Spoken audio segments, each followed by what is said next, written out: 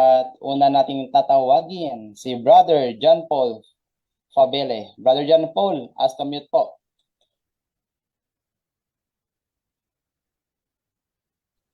Hello. Hello, brother. Magandang gabi. Yes, magandang gabi din sa iyo, kapatid. Pwede mabuksan ang camera, bro? Wait lang po. Dali lang.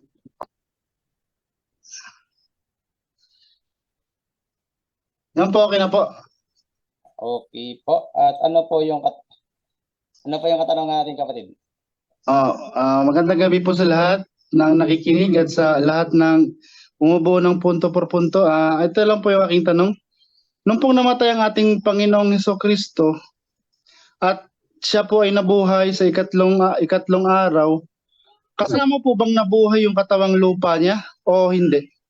Yun lang po. Yung tanong po. Okay, sige po. Brother John Ray?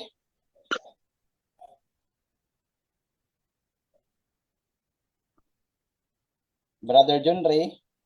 Yes. Narinig mo, bro, yung tanong niya, bro? Pakiulit niya yung tanong, bro. Yung katanungan niya, bro, nung namatay si Panginoong Hesukristo at muling nabuhay, kasama ba nabuhay ang kanyang katawan? Yes. Pakibasa ngayong 24, 36 hanggang 39 ng Lucas. Lucas, tagay ng bro, nag-ano mo na ako. Lucas 24, 36 hanggang 39. Okay, Lucas 24, 36 hanggang 39. Ito po ang nakasulat. Sabi dito is ganito po. Basahin mo ang salita ng Diyos na Biblia, bro. Ang salita ang ng ano lang. Diyos. Ang Biblia na lang, ang Biblia. Ang Biblia. Ito. 36 hanggang 39. Sabi dito is ganito po. Samantalang kanilang pinag-usapan ang mga bagay na ito, si Jesus ay tumayo sa gitna nila at sinabi sa kanila, "Sumasa inyo ang kapayapaan." Umpisahan mo sa 36. 36. 36 hanggang 39. 36 sa 39. Ito nga, sa 36, bro. Sabi dito, samantalang kanilang pinag-usapan ang mga bagay na ito, si Jesus ay tumayo sa gitna nila at sinabi sa kanila, "Sumasa inyo ang kapayapaan."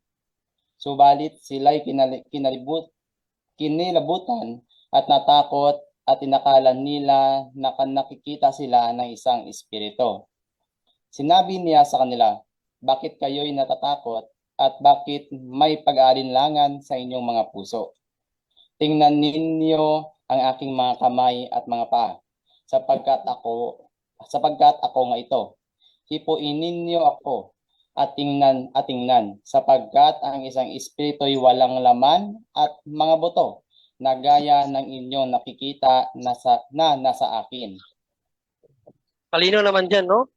Nung nagpulong-pulong ang mga apostol, nagpakita ang Panginoong Hesukristo sa kanila, ang panahon na yan ay muli nang nabuhay ating Panginoong Hesukristo.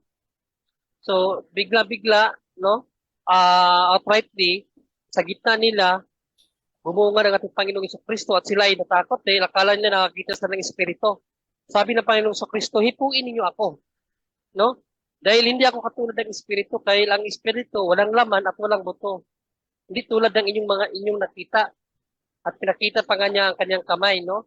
Kay San Tomas naman, sabi niya kay Tomas, ipasok mo ang iyong kamay sa butas ng aking, ipasok mo ang iyong daliri sa butas ng aking kamay at sa tagiliran.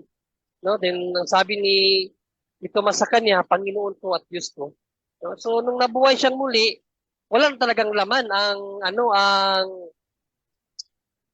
yung tawag dito, yung pababasahin natin sa Mateo 28:1 hanggang 7, empty tomb na talaga, no? Nung pumunta yung tatlong Maria, tapos pagtingin nila, wala na doon ang katawan ng Panginoong Hesukristo sa Mateo 28 yan.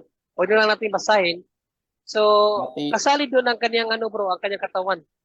Kaya nga rose from the dead, no? Okay. Nabuhay namang muli. Okay, Brother John Paul? Okay po. May